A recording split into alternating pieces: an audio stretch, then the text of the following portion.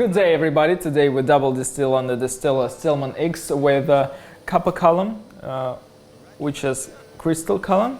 We're using only 3 stages because we need to save a lot of flavor and taste. And we double distill grape low wines, so there's a lot of flavor and a lot of taste. That's why there's such a solution to have the best result.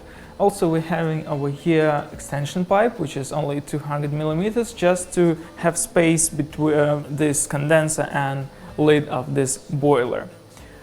Yeah, we're running 2.5 kilowatt, and we're gonna have a lot of alcohol per hour, and we're gonna use vapor management unit for taking hearts. So right now we're taking heads off by liquid management, this needle valve, and it is very easy. You just need to adjust this needle valve to regulate needed amount of heads per minute, per hour, or drops per second, how you like. Right now I'm running 4 drops per second.